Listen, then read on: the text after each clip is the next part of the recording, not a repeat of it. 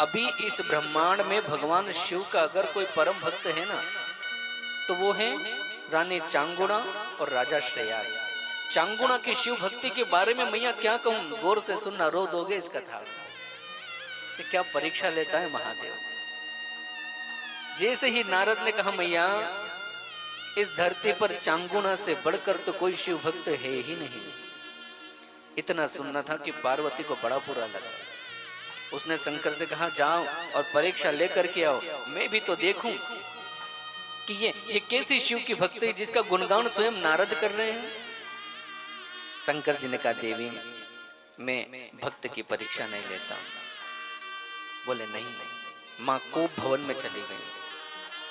शंकर जी ने मनाया, कहा ठीक है तू कहती है तो मैं जाता हूं। आज शंकर जी एक साधु का रूप धारण करके आए, आकर के आवाज लगाई, रानी अलख निरंजन। चांगुणा थाल सजाकर लाई, क्योंकि चांगुणा ने देखा कि साधु के मस्तक पर त्रिपुंड, गले में रुद्राक्ष और शिव का तेज ऐसा दिखता था जैसे चेहरे से नजर नहीं हटती, इतना तेज था बाबा के चेहरे पर। चांगुणा ने कहा कोई विशेष साधु आया है तो विशेष भेंट इसको देना चाहिए। थाल सजाकर गई, देने लगी। महाराज ने कहा तेरे मुखमंडल पर ऐसा लगता है कि तुझे कोई संतान नहीं है और मैं निर्वंशी के घर से कुछ भी नहीं लेता। चांगुणा ने कहा महाराज आप साधु हो और पुत्र देना पुत्र नहीं देना ये तो मेरे महादेव के हाथ में है, आप तो भिक्षा लीजिए। अरे मेरा महादेव जाएगा तो मुझे बेटा जरूर देगा। रानी की आंखों में आंसू आ गए। शंकर ने कहा देखो मैंने इसको निर्वंश कहकर पुकारा और इसका प्रभाव, इसका जो भाव है मेरे चरणों में कितना है कि मेरा महादेव जरूर देगा। आप चिंता ना करो बाबा, मेरा शिव बड़ा दयालु है, आप भिक्षा ग्रहण करिए। बाबा चाहेंगे तो मेरे यहाँ भी किलकारियां गूंजेगी। भोले बाबा इतने भोले कि इतने में खुश हो गए। जेब से एक फल निकाला, फल निकाल करके रानी चांगुणा को दिया और देने के बाद कहने लगे रानी आप इस फल को खाना, आपके यहाँ जरूर एक बालक होगा। इतना कहकर भोलेनाथ वहां से अंतर ध्यान हो गया। रानी चांगुणा ने उस फल को खाया। थोड़े समय बाद वो गर्भवती हुई। जैसे ही वो गर्भवती हुई उसकी भक्ति भगवान शंकर के चरणों में इतनी बढ़ गई कि हो ना हो उस साधु के वेश में मेरा महादेव ही आया होगा, क्योंकि शिव बड़ा कृपालु है, उससे मेरा दुख नहीं देखा गया होगा ना, तो मेरा भोलेनाथ साधु का रूप धारण करके मेरे पास आया था। अब उसकी भक्ति और दिन पे दिन भगवान शंकर के चरणों में बढ़ने लगी। समय व्यतीत हुआ और आज उस रानी के घर पर एक सुंदर बालक ने जन्म लिया। रानी और राजा ने प्रसन्न होकर उस बालक का नाम रखा चिल्ल्या। क्या रखा? चिल्ल्या। उसे चिल्ल्या बोलते थे। शंकर का वरदान है तो सुंदर तो होगा ही होगा, शिव का प्रसाद है तो सुंदर तो होना ही होना है। संसार में महादेव से सुंदर कोई है ही नहीं। नन्ना छोटा सा चिल्ल्या अब घुटनों के बल चलने लगा है, माँ माँ कहकर पीछे पीछे घूमता है और रानी चांगुणा को बड़ा आनंद मिलता है। मेरा भोला कितना दयालु है, आज उसकी कृपा से मेरे घर में नन्हा सा बालक आया है। धीरे धीरे वो बालक बड़ा होने लगा, आज 5 वर्ष का हो गया है। आज फिर नारद जी जब शिवलोक में गए, आज मैया फिर चरण दबा रही थी। आज फिर माँ ने पूछा क्यों नारद, अब बताओ अब संसार में शिव का सबसे बड़ा भक्त कौन है? नारद जी ने कहा क्षमा करना मैया, लेकिन जब से भगवान शंकर की कृपा से महाराज और रानी चांगुण के यहाँ पर बालक हुआ है, तब से तो चांगुणा की शिव भक्ति और बढ़ गई है। अब तो और ख्याति उसकी फैलने लगी है। इतना सुनकर माँ को इतना क्रोध आया, शंकर जी से कहने लगी मैंने तुमको परीक्षा लेने भेजा और तुम उल्टा वरदान देकर आ गए, कैसे पति हो तुम मेरे? अब मैं खुद तुम्हारे साथ में रहूंगी अदृश्य रूप में, अब तुमको परीक्षा लेना है उसकी। माँ को क्रोध में देखा भोलेनाथ ने, बाबा तो इतना भोला है कि माँ को नाराज नहीं करता ना।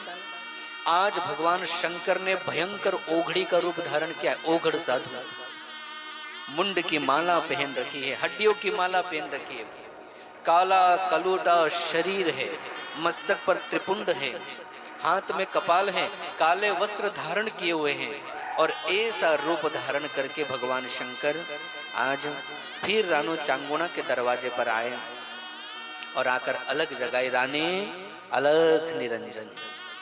मैया थाल लेकर के आई, आकर के उस ओघड़ी को देखा, थोड़ा डर तो लगा, ऐसा विकराल साधु, बाल बिखरे हैं, ऐसा लगता है जैसे कई दिनों से स्नान नहीं किया, हड्डियों की माला पहने हुए हैं। लेकिन कहते हैं ना कि हर साधु शिव का ही रूप होता है, ये अघोर भी शिव के ही रूप होते हैं। आज जब रानी थाल लेकर के आई और देने लगी, तो उस ओघड़े ने कहा, मैया मैं ये भोजन नहीं करता, मैं कई दिनों से भूखा हूं, और अगर तू मुझे मन इच्छित भोजन करवा दे तो तेरी बड़ी कृपा होगी। रानी ने कहा, साधु को भोजन कराना ये तो बड़ी पुण्य की बात है, आइए महाराज। रानी चांगुणा उस ओघड़ को घर में ले गई, पहले चरण धुलाए, चरण धुलाने के बाद आसन पर बिठाया, और आसन पर बिठाकर कहने लगी, कहिए महाराज आपके लिए क्या बना दूं? बोले पहले तू वचन दे कि तू मुझे मन इच्छित भोजन करवाएगी। रानी ने कहा, आप निश्चिंत रहिए महाराज, हमारे यहाँ कोई कमी नहीं है, आप जो मांगोगे सो मिलेगा। ओघड़ ने कहा, बिना वचन दिए मैं भोजन नहीं करूंगा। रानी ने वचन दिया, आप जो मांगोगे मैं वो भोजन आपको करवाऊंगी। ओघड़ ने कहा, ठीक है। रानी 56 प्रकार का भोग बनाकर ओघड़ के सामने रख देती है, हाथ जोड़कर कहने लगी, महाराज खाइए। ओघड़ ने उस 56 प्रकार के भोजन पर लात मार दी, और लात मार करके कहने लगा, अरे रानी मैं ओघड़ी साधु हूं, मैं ओघड़ संत हूं, मैं ये भोजन नहीं करता, मैं मांस का भोजन करता हूं। अगर तू मुझे मांस का भोजन करवा दे तो मैं भोजन करूं। रानी ने कहा, नाराज मत होइए महाराज, आपको मांस का भोजन करना है? अरे मैं अभी शेर, बाघ, चीता, तीतर सब मरवा देती हूँ, आप भोजन करना। ओघड़ ने कहा, रानी तूने मुझे जानवर समझा है? मैं पशुओं का मांस खाऊंगा? अरे मैं ओघड़ पंथी साधु हूं, मैं पशुओं का मांस नहीं खाता, मैं इंसानों का मांस खाता हूं। रानी ने कहा, ठीक है महाराज, मैं इंसान का मांस बना दूंगी। अब मेरे राज्य में कई गरीब हैं, मैं उनको पैसे दे दूंगी तो आदमी बिक जाएगा। ओघड़ ने कहा, नहीं, पैसे से खरीदा हुआ नर मांस भी मैं नहीं खाऊंगा, और अगर तू मुझे मन इच्छित भोजन नहीं करवा सकती तो बोल दे, मैं चला जाऊंगा, लेकिन श्राप देकर जाऊंगा। आज मुझे ऐसा लगता है कि तेरी शिव भक्ति केवल और केवल दिखावे के लिए, तो अतिथि का सत्कार करना भी नहीं जानती, अतिथि बुला लिया और भोजन में इतना विलंब। रानी ने कहा, क्षमा करे महाराज, आप पशु का मांस नहीं खाते, खरीदा हुआ नहीं खाते, अब तो एक ही उपाय है कि मैं स्वयं समर्पित हूं, आप मेरा मांस स्वीकार करें। उस ओघड़ी ने कहा, नहीं, मैं मां का मांस नहीं खाता, स्त्री जगत जननी है, और जगत जननी माँ होती, स्त्री माँ होती, मैं माँ का मांस। बोले बड़े धर्म संकट में फंस गई। महाराज को मन इच्छित भोजन करवाने का वचन दे दिया, लेकिन महाराज की शर्त बड़ी निराली है, ये पशु का मांस नहीं खाते, खरीदे हुए नर का मांस नहीं खाते, ये मेरा मांस नहीं खाते, अब मैं क्या करूं? राजा ने कहा, आप चिंता मत करो, मैं हूं ना। राजा हाथ जोड़ करके ओघड़ के चरणों में गिर पड़ा, महाराज आप मेरा मांस स्वीकार करिए। ओघड़ ने कहा, नहीं, राजा प्रजा की अमानत होता है, और राजा के नहीं होने पर प्रजा में व्यभिचार व्याप्त हो जाता है, राज्य नष्ट हो जाता है, इसलिए मैं राजा का भी मांस नहीं खाता। और याद रख रानी, अभी भी समय है, अगर तू मुझे मन इच्छित भोजन नहीं करवा सकती तो बोल दे, मैं चला जाऊंगा, लेकिन तेरी शिव भक्ति झूठी हो जाएगी, तेरा शिव भी झूठा हो जाएगा और उसके भक्तन भी झूठी हो जाएगी। रानी ने कहा, नहीं महाराज, ना मैं झूठी हूं, ना मेरी भक्ति झूठी है, और ना मेरा महादेव झूठा है, लेकिन मुझे ये समझ में नहीं आ रहा है कि मैं आपको क्या खिलवाऊं, मुझे तो कोई उपाय नहीं सूझता। आपकी नजर में अगर कोई उपाय है तो वो मुझे बता दीजिए, मैं वही भोजन आपके लिए बना दूं। ओघड़ ने कहा तुम मेरे कहने पर वो भोजन देगी मुझे? रानी ने कहा बिल्कुल दूंगी महाराज। ओघड़ कहने लगा तेरे घर में एक छोटा सा बालक है, अभी 5 साल का है, नरम नरम गाल है उसके, नरम नरम चमड़ी है उसकी, मुझे उसी का भोजन करना है।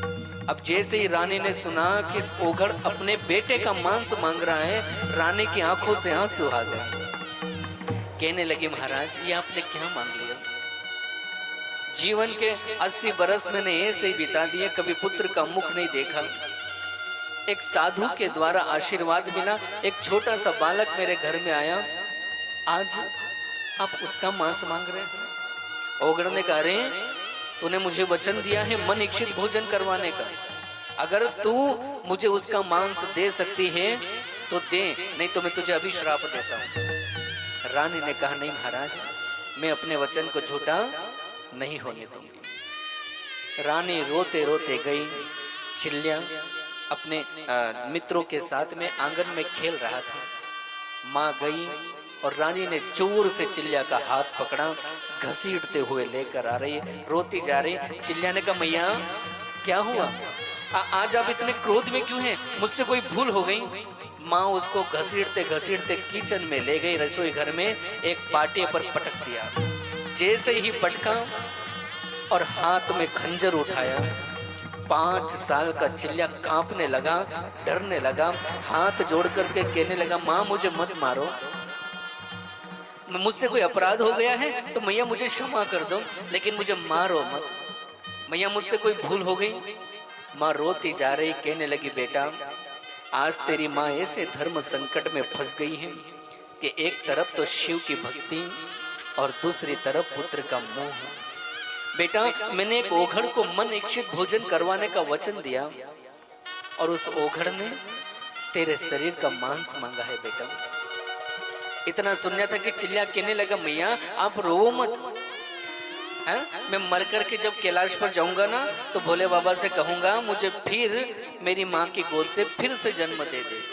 माँ अतिथि सत्कार से बढ़कर दुनिया में कुछ भी नहीं होता है, आप मुझे काटिए, रोइए मत। रोते हुए रानी ने चाकू उठाया और जैसे ही चाकू चिल्ला के हृदय पर मारा, तड़प उठा चिल्ला। रानी उस तड़पते हुए जिस्म को देख रही है, पहले हाथ को काटा, फिर पांव को काटा, फिर गर्दन को काटी। माँ की ममता अंधी होती है ना। रानी ने चिल्ला की गर्दन को काटा और काटने के बाद एक अलमारी में रखा। सोचती है जब कभी याद आएगी ना तो इस मुख को मैं देख लूंगी कि मेरा भी एक बेटा था। सारे शरीर के अंगों को काट करके पका करके ओघड़ के पास ले गई। ये भोजन में लाए हैं, अब इसे स्वीकार करिए। जैसे ही उस ओघड़ ने उस भोजन को देखा तो लात मार दी। अरे रानी तूने मुझे जानवर समझ रखा है? अरे जो सबसे स्वादिष्ट चीज थी उसको तूने घर में छुपा करके रख ली और ये कूड़ा करकट मुझे खाने के लिए दे रही है? अरे उसके नरम नरम गोरे गोरे गाल, उसका सुंदर मस्तिष्क है, उसके मुलायम होंठ, ये तो मुझे भोजन में दिखाई नहीं देते, वो कहाँ है? रानी हाथ जोड़कर कहने लगी गुरुदेव माँ की ममता अंधी होती है, अब चिल्ला तो मेरे पास रहा नहीं, मैं उसका मुख देख कर ही गुजारा कर लूंगी। ओघड़ ने कहा नहीं, मुझे तो उसका सिर का मांस चाहिए। और अब सुन, अब मैं उसका सिर का मांस ऐसे नहीं खाऊंगा, अब तो उस सिर को उखल में कूटेगी और उखल में कूटने के बाद तू मंगल गीत गाएगी। याद रखना उस सिर को उखल में कूटते समय अगर तेरी आंखों से एक भी आंसू गिरा तो मैं वो भोजन नहीं करूंगा। रानी चांगुड़ा चिल्ला के उस सर को लेकर के उखल में कूटती है और कूटते कूटते मंगल गान गाती है। चिल्ला बेटा तू कैलाश पर जा रहा है, जब माँ पार्वती तुझसे पूछे ना तो ये मत कहना कि माँ भगवान होती है, तेरी माँ ने तुझे काटा है। रानी उखल से सिर को कूटती जा रही है, मंगल गीत गाती जा रही है। कूटने के बाद उस सिर को थाली में सजा करके जब ओघड़ के पास ले गई, ओघड़ खड़े हो गए। अरे तुझे अतिथि सत्कार करना भी नहीं आता?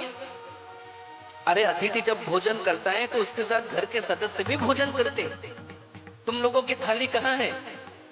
रानी ने कहा महाराज जी आप कैसी बातें कर रहे हैं, मेरे बेटे को मार कर मैं लाई और उसका भोजन मैं करूं? बोले हाँ, अब तो तू मेरे साथ भोजन करेगी ना, तब ही तेरे साथ मैं भोजन करूंगा, नहीं तो मैं ये चला। रानी ने कहा अगर मैंने मना बोल दिया तो मेरे बेटे का जो त्याग है वो व्यर्थ चला जाएगा। रानी थाल सजा कर लाई है। औघड़ ने कहा 5 थाल सजा कर लाना, 4 थाल सजा करके लाना। रानी ने 4 थाल सजाए। कहने लगी महाराज अब तो भोजन पाओ, लेकिन मुझे ये बताओ कि हम तो 3 लोग हैं, राजा रानी और आप, ये चौथा थाल किसके लिए मंगाया आपने? ओघड़ ने कहा ये चौथा थाल तेरे बेटे चिल्या के लिए। रानी ने कहा लगता है ये महाराज जरूर पागल है। अरे जिसका मांस थाली में पड़ा है उसके लिए थाली लगवा रहा है। औघड़ ने कहा बुला अपने बेटे को, अब तो तेरा बेटा वापस आएगा तभी भोजन करेंगे। रानी ने कहा हे महादेव ये कैसी परीक्षा है, जो मर चुका है वो कैसे आएगा? रानी हाथ जोड़कर कहने लगी महाराज पहले तो मेरे बेटे को मरवा दिया, उसका मांस आपकी थाली में पड़ा है और अब आप बोलते हैं कि उसको बुला, अब कहां से बुलाऊं? साधु कहने लगे तुझे अपनी शिव भक्ति पर विश्वास नहीं है क्या? तेरी शिव भक्ति एक ढकोसला है क्या? तेरी शिव की भक्ति एक दिखावा है? अरे चांगुणा अगर तेरी भक्ति में सामर्थ होगा तो तेरा बेटा भोजन करने जरूर आएगा। रानी हाथ जोड़ करके कहने लगी बेटा चिल्लिया अतिथि भूखे हैं, जल्दी आ बेटा, तू लौट करके आएगा ना तभी अतिथि भोजन करेंगे, तू जहां भी है जल्दी आ। जैसे ही रानी चांगुणा ने ऐसे बोला क्या देखती है मां पार्वती चिल्लिया का हाथ पकड़ करके महल में प्रवेश कर रही है। जैसे ही मां पार्वती को आया देखा और बेटे को आया देखा, रानी उठी दौड़ी और झट जाकर के अपने बेटे को गले से लगा लिया। पलटकर जब इधर देखा तो क्या देखते हैं ओघड़ के रूप में देवादिदेव महादेव स्वयं खड़े हैं। रानी चरणों में गिर पड़ी। महादेव ने कहा मांग क्या मांगते हैं? रानी चांगुणा ने कहा बाबा आपकी कृपा से कुछ नहीं चाहिए, लेकिन एक वचन आप मुझे दीजिए। बोले क्या? बोले जैसी परीक्षा आज आपने मेरी ली है ना, ऐसी परीक्षा आप कभी किसी और की मत लीजिएगा। भगवान शंकर ने मां पार्वती की तरफ देखा, पूछने लगे बता मेरी भक्त में तू बड़ी है या ये चांगुणा बड़ी है?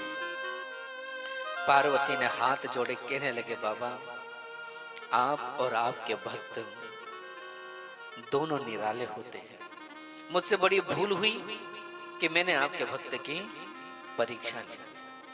कहने का अर्थ है साहब जीवन में शिव की भक्ति तो परीक्षा के लिए तैयार है।